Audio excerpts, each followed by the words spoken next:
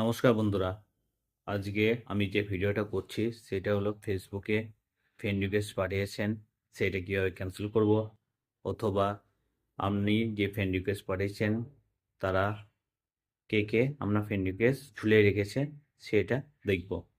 তার আগে বলে রাখা ভালো, আপনারা অবশ্যই এই ভিডিওটা লাইক, কমেন্ট, শেয়ার করবেন।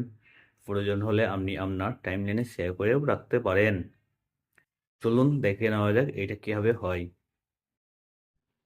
প্রথমে ফেসবুক অফিসিয়াল অ্যাপটা খুলব, প্রোফাইলে যাব, ফ্রেন্ডসে যাব, ফ্রেন্ড রিকোয়েস্টে ক্লিক করব, রাইট সাইডে তিনখানা বিন্দু আছে ক্লিক করব, ভিউ সেন্ড রিকোয়েস্ট দেখব।